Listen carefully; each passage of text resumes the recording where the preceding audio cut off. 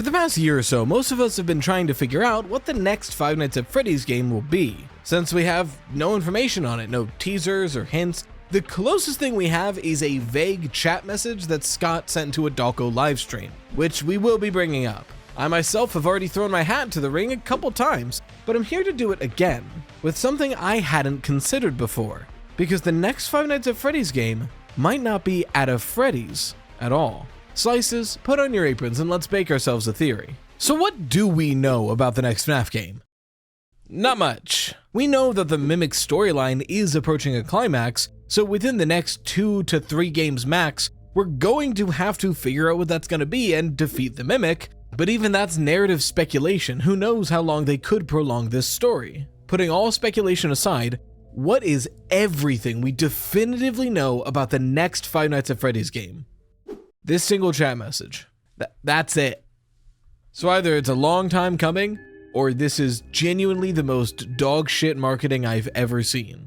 I want to be clear, it's okay if it's going to take a while. Look, we got a brand new game in Secret of the Mimic last year. The VR port came out a couple weeks ago.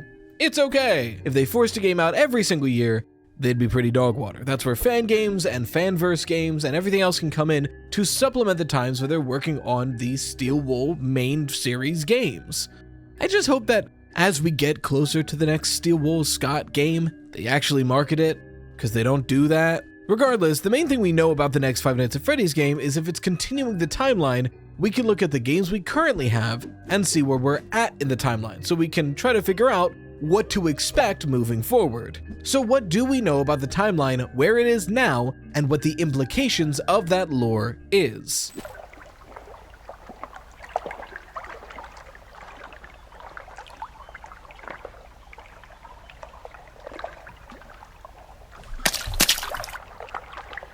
Huh.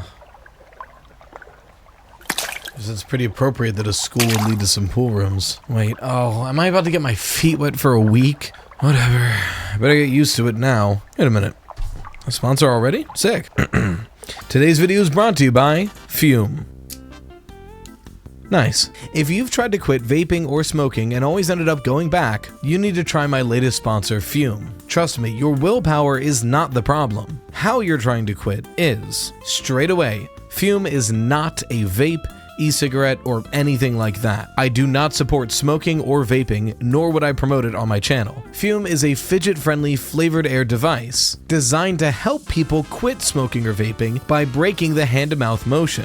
Because vaping and smoking isn't just a nicotine problem, it's also a habit problem. That hand-to-mouth pattern, the inhale, the stress break. When we make routines, our brains learn to expect and crave them. And Fume gives you something better to reach for when cravings show up. Something with no nicotine, no batteries, and no vapor. For me, Fume is my snacking replacer. I eat when I'm bored, and it's a habit that I've been trying to break. And having something that I can not only fidget with, but something that satisfies my oral fixation to the point where I can chew on it with the Fume topper is so helpful to me. And when you grab a Journey Pack, you'll also get a Fume topper just for using my code RYTOAST. Over 1 million people have already used Fume to quit differently. The only question is if you're ready to take the first step. Remember, addiction is really good at saying later. Don't let it. Head to tryfume.com, that's TRYFUM.com,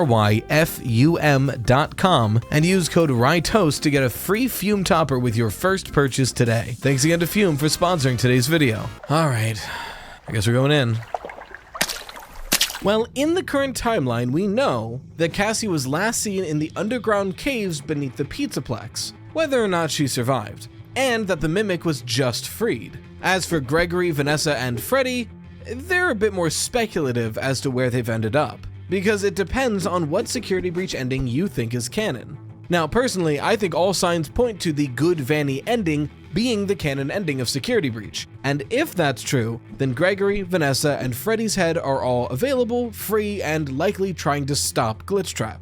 So with this information, I have in the past suggested the most likely outcome for our next Five Nights at Freddy's game is Gregory, Vanessa, and Freddy's head delving into the ruins underneath the Pizzaplex, eventually ending up at the old sister location bunker, on the efforts to try to find and rescue Cassie. And I'm still quite fond of this theory. But I had honestly neglected one thing in my analysis for the next FNAF game, and that's the possibility that that next FNAF game isn't a continuation of the modern timeline. After all, there's still a very large question from earlier in the timeline that still does need to be addressed for the Mimic's storyline to progress. And that's how William got his hands on the Mimic. So what is the lore around that part of the timeline? And why are we not sure how William obtains the Mimic? The fate of the Mimic is really up in the air by the end of Secret of the Mimic. And that's mainly down to the fact that there's 3 different endings. It's to a point where it's a whole new secret of the Mimic that we have to deal with. The only ending where it seems pretty definitive where the Mimic ends up is actually the secret ending, the one that I think is least likely to take place. In that ending, Arnold actually does fix the Mimic and it reverts into mimicking David. And once it does that, it just goes to bed. It's really cute. So in the case that this is the canon ending, then the Mimic is offline and is waiting there for William Afton to eventually claim it. Because William Afton did get the rights to the entire property, and if Arnold's job, who was here to claim the Mimic, managed to satiate the Mimic, then all he would have to do is report to dispatch and be like, hey, job well done, here's your data diver, I'm gonna go sleep for the first time in 38 hours. Right, like that's all he's gotta do. And then William Afton obtains the now docile Mimic, M1, everything that has to go with MCM, that's what that ending implies. And honestly, the bad ending of the game is fairly similar, or at least is likely to be fairly similar. In the bad ending, Arnold gives the data diver to M1, and then is tracked down and killed by the Mimic. But the credit scene is what belies the fate of the Mimic, where it's standing there watching the performance that's being put on. And it seems fully enraptured. Something about this show seems to capture the entire attention of the Mimic, which is something that I think M1 is using to her advantage. We know from the other ending we've yet to talk about that Fiona's main goal, or F10N4's main goal, is to obtain the Mimic schematics, get them to Edwin, and have Edwin repair the Mimic so it can continue being David again. And we know that M1 has some control over this fake pizzeria. So my best guess as to what's going on here is that in this ending, Arnold has given the data diver with the Mimic schematics to M1, and M1, who believes Edwin is still alive, which we know from the other 2 endings, is just satiating the Mimic to wait for Edwin to return. And then eventually, Edwin doesn't return because he's probably dead, but William Afton does. And then we're back to the secret ending again, where there's a satiated Mimic, M1, the Mimic schematics, and William Afton. It's basically the same ending, except Arnold only survives in the secret ending. But here's the problem. I don't think either of these endings are the true ending. I think the ending that's most likely to be true is the parachute.exe ending. The one where we refuse to give the data diver to M1, but we don't have moon.exe completed and never received the glitched permission. We just obtain the Mimic schematics, activate cradle.exe, and skedaddle. This is where the fate of the Mimic gets very tricky, because if this is the canon ending, the last time we see the Mimic is tracking down Arnold, crashing his car, taking the data diver, and wandering into the forest. That's it. So how would we get from the Mimic walking away into the forest to eventually it being trapped in the FNAF 6 location under the Pizzaplex? It's a question that's so difficult to ask. For a while, I assumed the bad ending was the most likely option, because at least in that one, we know the Mimic is in the FNAF 6 location, and then the next time we see it, it's still in the FNAF 6 location. So at least that lined up. But admittedly, that theory doesn't account for one very specific thing: the changes to the Mimic. One of the things we know about the Mimic is it's able to use robotics to repair itself, which explains why it looks so different in Secret of the Mimic and Ruin. In Secret of the Mimic, we see it in its probably original form, but by the time of Ruin, it's gotten through so much damage and disrepair that it's had to take on so many different pieces of robotics that it looks like this hodgepodge of different animatronics. And something my initial theory did not cover is if it went from this to this, why? Why would it have taken so much damage to have to basically repair its entire body if it never left the FNAF 6 pizzeria? Unless it got away in Secret of the Mimic and had to be hunted down and captured by any means necessary. And that process, the capturing of the Mimic, could be the perfect place to put our theoretical sequel in the timeline. So what would that be? Secret of the Mimic 2? I mean, it's a 2, not a 3. Nah, I don't think so. Surprisingly, it might still be Sister Location 2. Hear me out.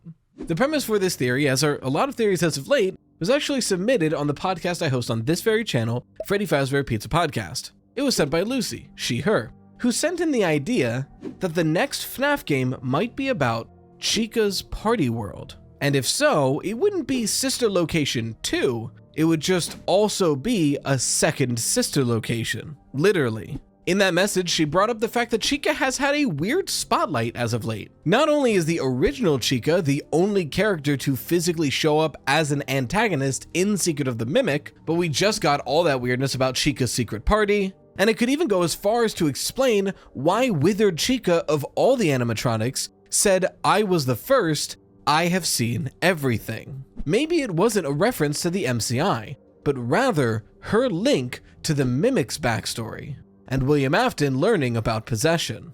But if that's true, what the hell could this game be about? How does Chica's party world have any significance here? How would that help us capture the Mimic? Well, I think I know exactly how, and it's all about how the Mimic was caught in the books. It's been a long time since I've talked about the epilogues from Tales from the Pizzaplex, because frankly, they're not really relevant. Realistically, it's just a story about 6 teenagers who sneak into the underground pizzeria and are one by one killed off by the Mimic. It was a great way to introduce the Mimic to the fandom, and at the time it was the only way to really know what the Mimic was capable of, but now we have Ruin and Secret of the Mimic, so we don't really need those to introduce people to that idea anymore. Not to mention the fact that in a post-Secret of the Mimic world, we can pretty definitively say that Tales from the Pizzaplex is not in the game's timeline.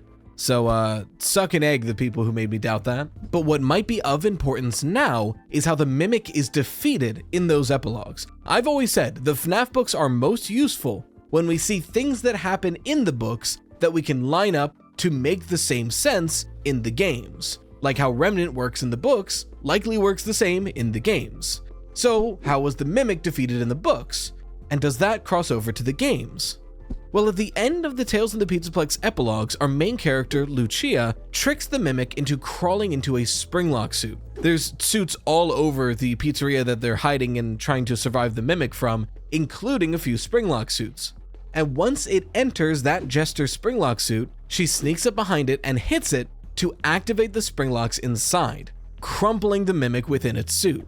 She waits outside until it stops moving, but once it's fully stopped, she walks back in and hits the comically large off switch on the back of its neck, because in the books, the Mimic has a comically large off switch on the back of its neck. Now, follow me here, but take that method, tricking it into a springlock and activating the springlocks. Hold that in your head, and remember, we still have one unexplained springlock suit in the series. Not Fredbear's Spring Bonnie, but the Night 4 sister location springlock suit that never has been revealed to us. One that honestly visually matches up with a theoretical Funtime Chica quite well. What am I trying to say here? William Afton gets word from Fazbear that Arnold managed to obtain the Mimic schematics, but for whatever reason stopped communicating on the drive home. So he sends someone out to look for it, and they find Arnold and his crashed car, but no data diver to be found. At this point, William Afton realized what had happened. The Mimic likely tracked him down and took the schematics from him, the only copy remaining. He needs to find that Mimic if he's ever hoping to make his own. But how? He can't just track down an endoskeleton in the middle of the Utahan woods. How is that going to be beneficial to anybody? Is it Utahan? Utonian? I don't care enough to look it up.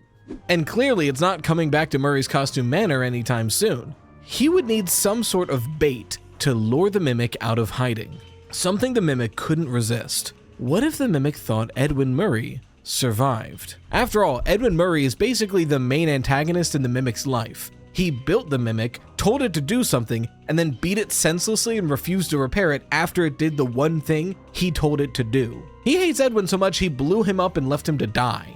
So if the Mimic thought that Edwin survived, then the idea that it would seek out revenge makes perfect sense. But how could William Afton get the news out that Edwin Murray was alive and well? Well, he wouldn't want to use Murray's Costume Manor because the Mimic ain't going anywhere near there anymore. And he wouldn't want to use Fredbear's or Freddy Fazbear's Pizza because that's his brand. He wouldn't want to tarnish it.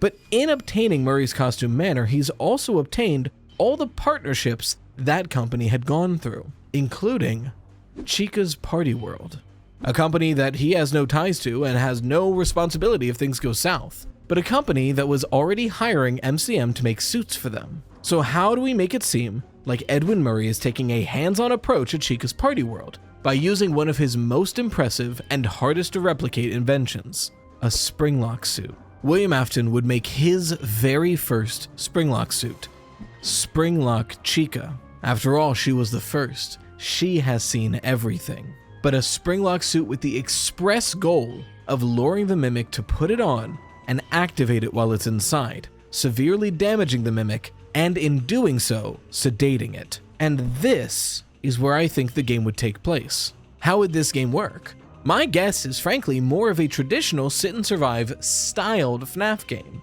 Maybe something that is more open world, it's hard to tell anymore, but a game where we're watching over these animatronics and eventually the main star of the show, Chica, becomes infected with the mimic, or rather being warned by it, seems pretty possible.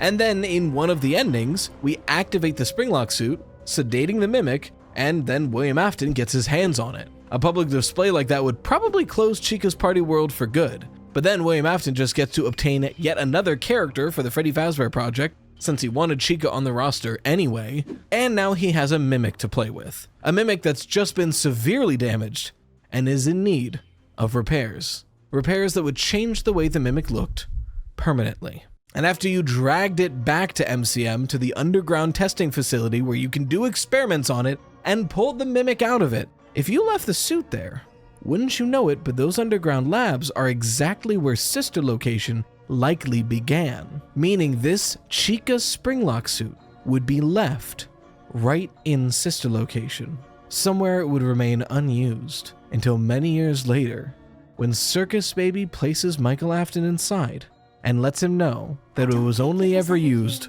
once, but not for the way it was intended. So that's the idea. And yes, I understand. Circus Baby says the springlock suit was used at her pizzeria, which, you know, wouldn't make sense because there is a Funtime Chica, but this would be a Chica's Party World springlock suit.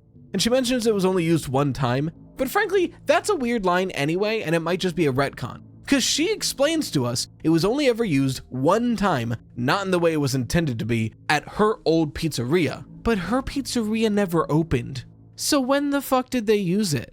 I don't know, maybe it's a retcon, or maybe she said it was stored in her old pizzeria and it was used previously. Who can say? Let me know your thoughts in the comments below. In the meantime, if you want to see the full explanation for my other interpretation of what Sister Location 2 might be, you can watch that right here. For your fan art featured on the channel, make sure to share it with #ToastArt.